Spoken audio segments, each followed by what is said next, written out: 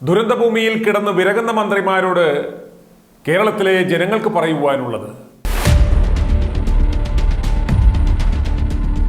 ഉരുൾപൊട്ടലുണ്ടായ ചൂരൽമലയിലും മുണ്ടക്കയിലും ഞാൻ ഈ വീഡിയോ ചെയ്തുകൊണ്ടിരിക്കുന്ന സമയത്ത് ലഭ്യമായ കണക്കുകൾ അനുസരിച്ച് 283 പേർ മരിച്ചതായി റിപ്പോർട്ട് വന്നു കഴിഞ്ഞു. നൂറുകണക്കിന് പേരെ കാണാതായിട്ടുമുണ്ട്. ആരുടെ കയ്യിലും കൃത്യമായ വിവരങ്ങളില്ല. രക്ഷാപ്രവർത്തനം പുരോഗമിച്ചുകൊണ്ടിരിക്കുമ്പോഴും ഉരുൾപൊട്ടലുണ്ടായ മുണ്ടക്കൈ ചൂരൽമല മേഖലകളിൽ അതിശക്തമായ മഴ പെയ്തുകൊണ്ടിരിക്കുകയാണ്. അതിശക്തമായ മഴ തുടരുന്നതിനാൽ തന്നെ മലവെള്ളപ്പാച്ചിലിനും സാധ്യതയുണ്ടെന്ന് മുന്നറിയിപ്പ് വന്നു കഴിഞ്ഞു. മണ്ണിനടിയിൽ പുതഞ്ഞു കിടക്കുന്നവരെ, കാണാതായവരെ തിരയുന്നതല്ല രക്ഷാസേനയുടെ മുന്നിലുള്ള ഇപ്പോഴുള്ള ഏറ്റവും വലിയ വെല്ലുവിളി. ദുരന്ത മേഖലയിൽ കഴുകന്മാരെ പോലെ വട്ടമിട്ട് പറക്കുന്ന മന്ത്രിമാരെയും മാധ്യമപ്പടയെയും എങ്ങനെ സുരക്ഷിത സ്ഥാനങ്ങളിലേക്ക് മാറ്റും, എന്നിട്ട് തങ്ങളുടെ പണി എങ്ങനെ ചെയ്തു തീർക്കും എന്ന ടെൻഷനിലാണ് അവർ. വരാൻ പോകുന്ന കനത്ത പേമാരിയിൽ ഉരുൾപൊട്ടലുണ്ടാകാം എന്ന മുന്നറിയിപ്പ് ലഭിച്ചിട്ടും അത്തരമൊരു ദുരന്തമുണ്ടായാൽ എടുക്കേണ്ടിയിരുന്ന യാതൊരു കരുതൽ നടപടികളും എടുക്കാത്ത സർക്കാരും മന്ത്രിമാരുമാണിപ്പോൾ ദുരന്തഭൂമിയിൽ കിടന്ന് വിരകുന്നത്.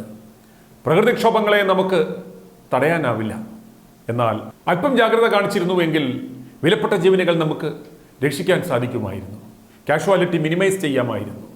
നഷ്ടത്തിൻ്റെ വ്യാപ്തി കുറയ്ക്കാമായിരുന്നു. മുന്നറിയിപ്പിന്റെ അടിസ്ഥാനത്തിൽ ഇത്തരം അപകടസാധ്യതയുള്ള മേഖലകൾ മാർക്ക് ചെയ്ത് അതീവ അപകടസാധ്യത മേഖലകളായി നമുക്ക് പ്രഖ്യാപിക്കാമായിരുന്നു.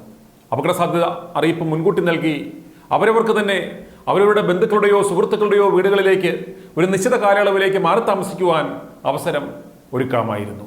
തദ്ദേശ സ്വയംഭരണ സ്ഥാപനങ്ങളുടെയും സന്നദ്ധ സംഘടനകളുടെയും മതസ്ഥാപനങ്ങളുടെയും സഹകരണത്തോടെ അവരവരുടെ സ്കൂളുകളിൽ, കെട്ടിടങ്ങളിൽ സുരക്ഷാ ക്യാമ്പുകൾ ഒരുക്കാമായിരുന്നു. ആ കോർഡിനേഷൻ പോലും ഉണ്ടായില്ല, ശ്രദ്ധിച്ചില്ല. അതുപോലെ ഒരു ഡേറ്റാബേസ് ഉണ്ടാക്കിയിരുന്നുവെങ്കിൽ ഈ മേഖലകളിൽ എത്ര ജനങ്ങളുണ്ട്, പ്രായമായവർ, കുട്ടികൾ, ഗർഭിണികൾ എത്രയുണ്ട് എന്നുള്ള സെഗ്മെന്റ് തിരിച്ചുള്ള കണക്ക് നമ്മുടെ കയ്യിൽ കാണുമായിരുന്നു. അതുപോലെ ഇത്തരമൊരു ദുരന്തമുണ്ടായാൽ അതിനെ നേരിടുവാനുള്ള strategy, prevention measures, rescue strategy, post calamity strategy ഒക്കെ ഉണ്ടാക്കാമായിരുന്നു. ദുരന്ത സാധ്യത മുൻകൂട്ടി കണ്ട് എങ്ങനെ അലേർട്ട് ചെയ്യാം, എങ്ങനെ രക്ഷാപ്രവർത്തനം നടത്താം, ഏത് ആശുപത്രികളിലേക്ക് കൊണ്ടുപോകാം, എവിടെ നിന്നൊക്കെയുള്ള രക്ഷാസേനയെ വിളിക്കാം, അവർക്കെങ്ങനെ ഈ മേഖലയിൽ എത്താം, പാലം തകർന്നാൽ കൗണ്ടർ സ്ട്രാറ്റജി എന്താണ്, ഇതിനൊക്കെ ഒരു പ്ലാൻ തയ്യാറാക്കുവാൻ ബന്ധപ്പെട്ട വകുപ്പുകളോട് പറയാമായിരുന്നു. ഇവിടെ ഒരു ഡിസാസ്റ്റർ മാനേജ്മെന്റ് സംവിധാനമില്ല എന്നതാണ് ഏറ്റവും വലിയ ദുരന്തം. ചില കള്ളപ്പന്നികൾ ഈ ലേബലിൽ തിന്നുപുളച്ച് പദ്ധതികൾ കള്ളുവെക്കാനും കാശ് കൊടുത്താൽ അപ്രൂവൽ നൽകുവാനും ഇരിപ്പുണ്ട്. ഈ കള്ളപ്പന്നികളാണ് നമ്മുടെ നാടിന്റെ ഏറ്റവും വലിയ ദുരന്തം എന്ന് മനസ്സിലാക്കണം. മേൽപ്പറഞ്ഞ ഏതെങ്കിലും ഒരു പ്ലാനോ പദ്ധതിയോ പേരിന് പോലും ഇവന്മാരുടെ കയ്യിലുണ്ടോ എന്ന് പരിശോധിക്കേണ്ടുന്നത് ആരാണ്? ഇവരല്ല യഥാർത്ഥത്തിൽ ഇത്തരം ദുരന്തത്തിന് ഉത്തരവാദികൾ. ഉരുൾപൊട്ടലിൽ ഉറങ്ങിക്കിടന്നവർ അവർ പോലും അറിയാതെ മരണത്തിലേക്ക് കടന്നുപോയി. ഇപ്പോഴും സർക്കാരിന് ആരൊക്കെ ദുരന്തത്തിൽപ്പെട്ടെന്നോ, എത്ര പേർ മരിച്ചെന്നോ, എന്തൊക്കെ നാശനഷ്ടമുണ്ടായെന്നോ പോലുള്ള കണക്കുകളില്ല. നാട്ടുകാരും പിന്നീടെത്തിയ സേനയും ചേർന്നാണ് അപകടത്തിൽപ്പെട്ടവരെ രക്ഷിച്ചത്. ഇന്നും ദുരന്തമുഖത്ത് രക്ഷാപ്രവർത്തനങ്ങളിൽ ഏർപ്പെട്ടവർ പച്ചവെള്ളം മാത്രം കുടിച്ചാണ് രക്ഷാപ്രവർത്തനം നടത്തിയത്. ഈ ദുരന്തം കൊണ്ട് ജനങ്ങൾക്ക് നഷ്ടവും ഇവന്മാർക്ക് നേട്ടവും മാത്രം. യഥാർത്ഥത്തിൽ ഈ ദുരന്തത്തിൽ രക്ഷപ്പെട്ടത് പിണറായി സർക്കാരാണ്. കഴിഞ്ഞ ഒരു മാസം തന്നെ പനി കൊണ്ട് മരിച്ചത് കേരളത്തിൽ 100-ൽ പരം പേരാണ്. മഴക്കാല പൂർവ്വ ശുചീകരണ പ്രവർത്തനങ്ങളൊന്നും തന്നെ കാര്യമായി നടക്കാത്തതുകൊണ്ട് കേരളം സാംക്രമിക രോഗങ്ങളുടെ പിടിയിലാണ്. നാറിപ്പുഴുത്തു നിന്ന പിണറായി സർക്കാർ ഈ ദുരന്തം വന്നതോടെ രക്ഷപ്പെട്ടു എന്ന് പറയാം.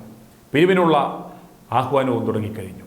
ദുരന്തമുണ്ടായതോടെ പുന്നമടക്കായലിൽ വള്ളംകളി നടക്കുന്ന കമന്ററി മാതിരി ദുരന്ത ഭീകരത ജനങ്ങളിൽ എത്തിക്കുവാൻ ചാനലുകൾ മത്സരിച്ചു കൊണ്ടിരിക്കുകയാണ്.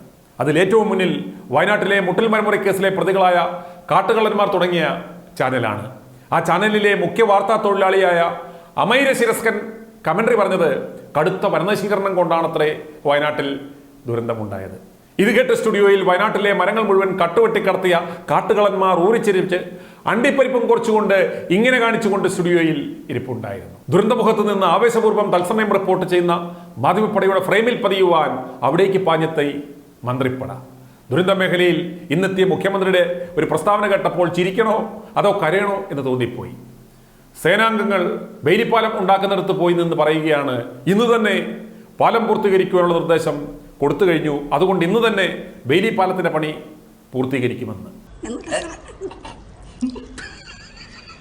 വിജയൻ ഡയറക്ഷൻ വിട്ടില്ലായിരുന്നുവെങ്കിൽ ഇന്ന് സേന പാലം പൂർത്തീകരിക്കില്ലായിരുന്നു.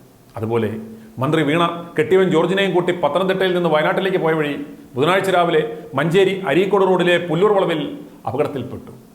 അമിത വേഗതയിലായിരുന്ന മന്ത്രിയുടെ കാർ വളവിൽ നിയന്ത്രണം വിട്ട് വലതുവശത്തേക്ക് തെന്നിമാറി എതിരെ വന്ന രണ്ട് പാവങ്ങളുടെ സ്കൂട്ടറുകളെ ഇടിച്ചു തെറിപ്പിച്ചു. ഓടിക്കൂടിയ നാട്ടുകാർ പരിക്കേറ്റ മന്ത്രിയെയും സ്കൂട്ടർ യാത്രക്കാരായ കാവന്നൂർ പണിക്കശ്ശേരി പത്മജ, ആക്കപ്പറമ്പ് മടപ്പള്ളി ഇബ്രാഹിം എന്നിവരെ സ്വകാര്യ വാഹനത്തിൽ മഞ്ചേരി മെഡിക്കൽ കോളേജ് ആശുപത്രിയിൽ പ്രവേശിപ്പിച്ചു. എനിക്ക് അറിയാൻ മേലാത്തോണ്ട് ചോദിക്കുക, താൻ ആരുവാ? അത്രയും വേണ്ട, അറിയാൻ മേലാഞ്ഞിട്ട് ചോദിക്കുക. ഇവർ ഈ ദുരന്ത മേഖലയിൽ പോയി എന്നാപ്പൊട്ടുണ്ടാക്കാനാണ്. ദയവായി കാണ്ടാമൃഗത്തിന്റെ തൊലിയുള്ള മന്ത്രിമാരെ, നിങ്ങൾ ദയവായി ദുരന്തമുഖത്തേക്ക് പോകരുത്. മണ്ണിനടിയിൽ പുതഞ്ഞുപോയവരെ കണ്ടെത്തുവാൻ, മൃതദേഹങ്ങൾ കണ്ടെത്തുവാൻ സുരക്ഷാ സേനയും ഉദ്യോഗസ്ഥരും പെടാപ്പാട് വിടുകയാണ്. മന്ത്രിമാർ അവിടേക്ക് ചെല്ലുമ്പോൾ അവർക്ക് അവരുടെ ജോലി നിർവഹിക്കുവാൻ സാധിക്കില്ല. അതീവ ദുർബല മേഖലയിലൂടെ വാഹനങ്ങൾ പോകരുതെന്ന് പറഞ്ഞ സ്ഥലത്തൂടെ മന്ത്രിമാരുടെ അകമ്പടി വാഹനങ്ങളും എസ്കോട്ടും സുരക്ഷാ ക്രമീകരണങ്ങളുമായി പോകുന്നു. ഇവറ്റകളുടെ പ്രോട്ടോകോൾ, താമസം, ശാപ്പാട് അത് ശ്രദ്ധിക്കാൻ പോകുമോ അതോ രക്ഷാപ്രവർത്തനത്തിന് പോകുമോ? ഉറ്റവരും ഉടയവരും നഷ്ടപ്പെട്ട് ചങ്ക് തകർന്നു കിടക്കുന്നവരെ കാണുവാൻ ദുരിതാശ്വാസ ക്യാമ്പുകളിലേക്ക് മന്ത്രിപ്പട പോകുമ്പോൾ അത് ഒപ്പിയെടുക്കുവാൻ ചെല്ലുന്നവർ നശിപ്പിക്കുന്നത് അവരുടെ പ്രൈവസിയാണ്. മന്ത്രിമാരെ, വെളിവില്ലാത്തവന്മാരെ, മാധ്യമങ്ങളിൽ നിങ്ങൾക്ക് മുഖം വരുത്തുവാനും മൈലേജ് എടുക്കുവാനും വേറെ എന്തൊക്കെ മാർഗങ്ങളുണ്ട്, അവസരങ്ങളുണ്ട്. ഈ ദുരന്തമുഖത്ത് തന്നെ ഇതൊക്കെ വേണം. നിങ്ങളുടെ പ്ലാനിംഗ് മീറ്റിങ്ങുകളും കോർഡിനേഷൻ മീറ്റിങ്ങുകളും സുരക്ഷിതമായ മറ്റേതെങ്കിലും സ്ഥലത്ത് നടത്തുക. ഇതിനായി ഒരു വാർ റൂം തന്നെ സജ്ജമാക്കുക. നിങ്ങൾ ദുരന്തഭൂമിയിൽ കിടന്ന് വിരകേണ്ട ആവശ്യമില്ല. അല്ല, വിരകിയിട്ട് വല്ല കാര്യവുമുണ്ടോ? ഷോ കാണിക്കുവാൻ പോയി വല്ല മലവെള്ളപ്പാച്ചിലും ഒലിച്ചു പോയാൽ അതിൻ്റെ ബുദ്ധിമുട്ടും ഈ നാട്ടിലെ ജനങ്ങൾക്ക് തന്നെയാണെന്ന് മനസ്സിലാക്കുക. ഇപ്പോൾ ഷോ കാണിക്കലല്ല, അല്പം വിവേകമാണ് ആവശ്യം. വിവേകം കമ്മിയാണെന്നറിയാം, എങ്കിലും ഇതൊക്കെ കാണുമ്പോൾ പറയാതിരിക്കുവാൻ ആവില്ല. ദുരന്ത സഹായ നിധി അഭ്യർത്ഥനയുമായി രംഗത്തിറങ്ങിയ പിണറായി വിജയനോടാണ് മുഖ്യമന്ത്രി എന്ന നിലയിൽ വൈകിട്ട് 6 മണിക്ക് മാധ്യമങ്ങളിലൂടെയുള്ള നിങ്ങളുടെ അളിഞ്ഞ വർത്തമാനം, എത്ര പേർ മരിച്ചു, എത്ര പേർ ആശുപത്രിയിലുണ്ട്, ആരൊക്കെ കാശ് തന്നു എന്നൊക്കെയുള്ള കാര്യങ്ങളല്ല ഞങ്ങൾ ജനങ്ങൾക്ക് അറിയേണ്ടുന്നത്. അതിന് എത്രയോ മാർഗങ്ങൾ ഞങ്ങൾക്കുണ്ട്. പിന്നെയോ കാലാവസ്ഥാ നിരീക്ഷണ ഏജൻസികളുടെ മുന്നറിയിപ്പ് അനുസരിച്ച് കേരളത്തിലെ വിവിധ ജില്ലകളിലുള്ള ഹൈറിസ്ക് മേഖലകൾ ഏതൊക്കെയാണ്? എത്ര ജനങ്ങൾ ആ മേഖലകളിൽ ഉണ്ട്? അവരുടെ സുരക്ഷയ്ക്കായി സർക്കാരിനുള്ള മാസ്റ്റർ പ്ലാൻ എന്താണ്? നിങ്ങളുടെ ത്രെറ്റ് പെർസെപ്ഷൻ എന്താണ്? മുൻകരുതൽ നടപടി എന്ന നിലയിൽ നിങ്ങൾ എന്തൊക്കെ കാര്യങ്ങൾ സ്വീകരിച്ചു? ഡിസാസ്റ്റർ മാനേജ്മെന്റ് ടാസ്കിന്റെ തലവൻ ആരാണ്? അവരുടെ സ്ട്രാറ്റജി എന്താണ്? ഏതൊക്കെ ഏജൻസികൾ ഇതിൽ ഇൻവോൾവ് ആണ്? അതിൽ ഏതൊക്കെ സന്നദ്ധ സേനകളെ നിങ്ങൾക്ക് ഇതിലേക്ക് കൊണ്ടുവരുവാൻ ഇതുവരെ കഴിഞ്ഞു? ജനങ്ങൾ എന്ത് സഹായമാണ് ഇതിനായി നൽകേണ്ടുന്നത്? ഈ പ്രോജക്റ്റിന് എൻവിസേജ് ചെയ്യുന്ന ബഡ്ജറ്റ് എത്രയാണ്? കേന്ദ്ര ഏജൻസികളിൽ നിന്നും എന്ത് അധിക സഹായം പ്രതീക്ഷിച്ചിട്ടുണ്ട്, അഭ്യർത്ഥിച്ചിട്ടുണ്ട്? അത്തരം ദുരന്തമുണ്ടായാൽ ജനങ്ങൾ എന്ത് ചെയ്യണം? ഈ മേഖലകളിൽ പാലിക്കപ്പെടേണ്ട പ്രോട്ടോകോൾ എന്തൊക്കെയാണ് എന്നുവരെ ഈ അപകട സാധ്യതയുണ്ട്. വെതർ ഫോർകാസ്റ്റിംഗ്, റിമോട്ട് സെൻസിംഗ് ഏജൻസികളുടെ അപ്ഡേഷൻ എങ്ങനെ ജനങ്ങൾക്ക് കിട്ടും? ഒരു അപകടമുണ്ടായാൽ സംസ്ഥാനത്തെ മുഴുവൻ നിമിഷങ്ങൾക്കുള്ളിൽ അലേർട്ട് ചെയ്യുവാൻ എന്ത് സംവിധാനമാണ് ഒരുക്കിയിരിക്കുന്നത്? സാധ്യതയുള്ള ദുരന്തങ്ങളുടെ പശ്ചാത്തലത്തിൽ ലോങ് ടൈം പ്ലാൻ വിവിധ വിഷയങ്ങളിൽ എന്തൊക്കെയാണ്? ഞങ്ങൾ ഇതൊക്കെയാണ് കേൾക്കുവാൻ ആഗ്രഹിക്കുന്നത് ഒരു മുഖ്യമന്ത്രിയുടെ വായിൽ നിന്നും. അല്ലാതെ എത്ര മൃതദേഹം ലഭിച്ചു, കുട്ടപ്പൻ്റെ കൊട്ടത്തേങ്ങ ഒഴുകിപ്പോയി, ഇതൊന്നുമല്ല ഞങ്ങൾക്കറിയേണ്ടുന്നത്. ഏതെങ്കിലും വിവരം കേട്ട ഒരു അന്തംകമ്മ എഴുതി തരുന്ന വാക്യങ്ങൾ മാധ്യമങ്ങളിലൂടെ ഛർദ്ദിക്കുകയല്ല താങ്കൾ ചെയ്യേണ്ടുന്നത്. കേരളത്തിലെ ജനങ്ങൾ ദുരന്തത്തെക്കായാലും ഇന്ന് ഭയക്കുന്നത് താങ്കളുടെ ഗുണവും മണവും ഇല്ലാത്ത 6 മണി തള്ളലാണ്. എന്നെ വേണമെങ്കിൽ ജയിലിലിട്ടു, എന്നാലും പറയാനുള്ളത് പറയുക തന്നെ ചെയ്യും.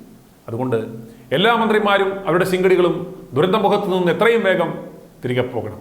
മേൽപ്പറഞ്ഞ കാര്യങ്ങളിൽ ശ്രദ്ധിക്കണം. അതാണ് ഈ സന്ദർഭത്തിൽ നിങ്ങൾക്ക് കേരളത്തിലെ ജനങ്ങളോട് ചെയ്യുവാൻ പറ്റുന്ന ഏറ്റവും നല്ല കാര്യം.